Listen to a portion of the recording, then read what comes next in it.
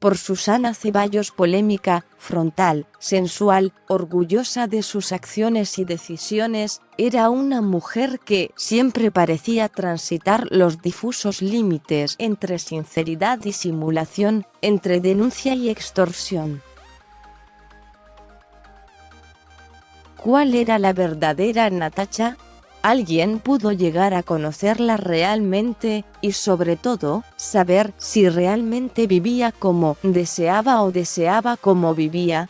Nació en 1977 en Benavídez. Como alumna, nunca se destacó por su responsabilidad con el estudio.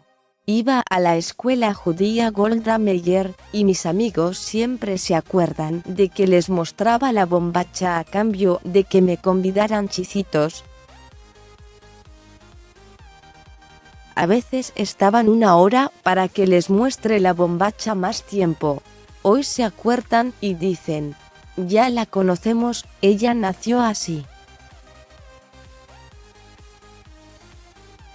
Quizá por eso la directora de la escuela le vaticinó a su madre y a su padre, un grandote que interpretaba a El Caballero Rojo en Titanes en el Ring, que su hija jamás sería abogada o médica, pero que llegaría lejos en el mundo del espectáculo.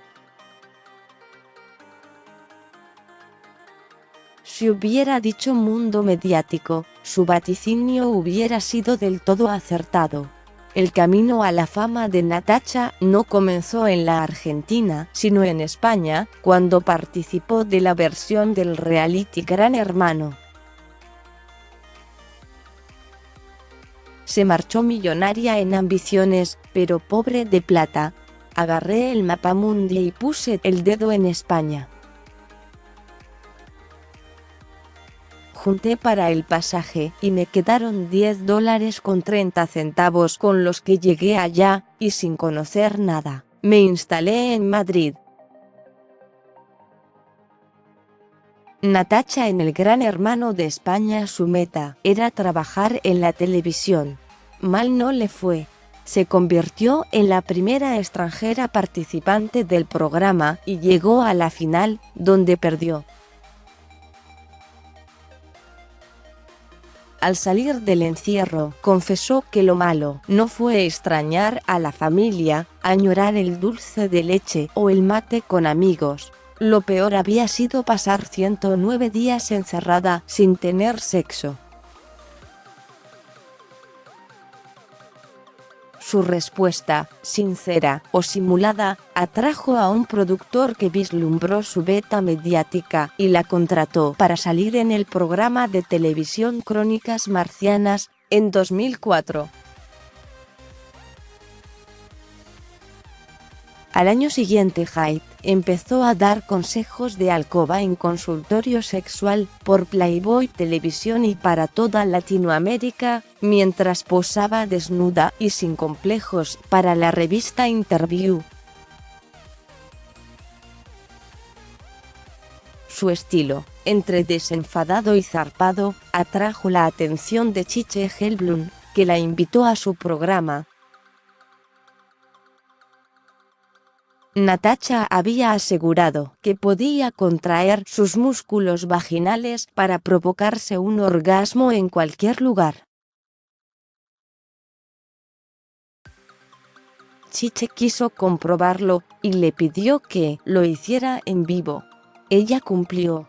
Vaya a saber si el orgasmo fue real o ficticio, pero lo es que logró pico de rating y un contrato inmediato con Gerardo Sofovich para protagonizar la revista Caliente. Natacha se convirtió en entrevistada frecuente de los programas de Helblum, donde podía narrar imperturbable que había participado en orgías con 4 hombres mientras el conductor la interrumpía para asegurarle que tener sexo con 4 hombres es como no tener sexo con ninguno. O escuchar, sin inmutarse, que Chiche le echara en cara la imperfección de sus cirugías plásticas, y hasta quedar en ridículo al desconocer cuál es la capital de Chile. En sus comienzos se declaraba erotóloga. Y explicaba: profesionalmente no soy sexóloga, no estoy loca, soy un poco sexópata, y cuando digo que soy erotóloga es porque estudio la práctica callejera del sexo, lo que le pasa realmente a la gente. Comparto y vivo experiencias sexuales, y paso a ser una especie de terapeuta sexual desde lo carnal, desde lo explícito. Pero no significa que venga cualquiera, me consulte algo, y tenga sexo como para curarlo. Lo hago desde la experiencia, de lo que te pasa realmente, no desde la duda. Trato de investigar y hablar desde lo que te pasa.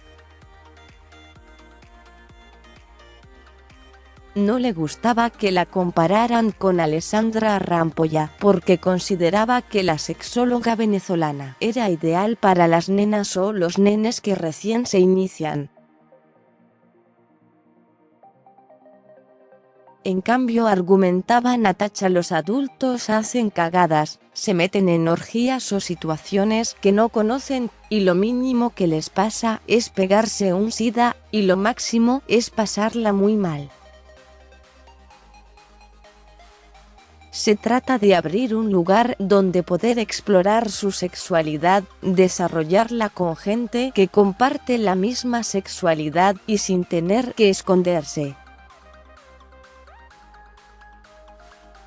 Su actitud provocativa le permitió avanzar en el casillero mediático, siempre viviendo en el borde entre la fama y el escándalo, entre el talento y la suerte, entre usar y ser usada. Como tantas mediáticas, participó del Bailando por un Sueño. Duró poco, en la primera ronda fue eliminada. También condujo programas en horarios marginales de canales centrales, y tuvo su espacio en radio.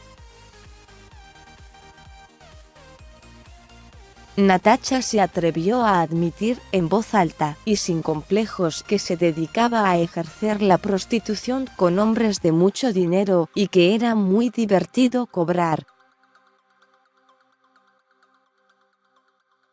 Alguna vez dio nombre y apellido, aunque luego se desdijo. Esa fue otra de sus características, o su modus operandi. Lanzar polémicas acusaciones, sin importar si los destinatarios eran exparejas, padres, conductores famosos, políticos, periodistas o deportistas. Llegó el momento en la vida de Natacha en que la diferencia entre lo honesto y lo deshonesto, la denuncia y la extorsión, o mínimamente entre lo bueno y lo malo, se esfumó. Solo ella habrá sabido si fue por decisión propia o de otros. Lo cierto es que las acciones de las personas en general tienen consecuencias. Como afirma el dicho, quien las hace las paga, y así como los scratches de Natacha le garantizaban miles de likes en las redes, también la iban alejando de los medios. La mujer que hablaba de sexo con desparpajo, comenzó a ser percibida como alguien sin control, capaz de destruir solo por el placer de destruir. Mientras más seguidores virtuales conseguía, más personas reales se alejaban. No supo, no pudo o no quiso parar. Pasada la medianoche del viernes 22, su cuerpo, sin vida, fue encontrado en un salón de fiestas, tendido sobre una cama. Su muerte habría sido producida por la ingesta de alcohol y cocaína. Cuando a Natacha le preguntaban sobre límites en el sexo, hacía dos excepciones: la zoofilia y la escatología. Sus límites en la vida, en cambio, fueron más difusos. Seguí leyendo Luisa Culiog. Ojalá Cristina quiera ser candidata. Un deseo de más de 2 décadas y un camino solitario. El día que Ricardo Ford se convirtió en papá de Martita y Felipe,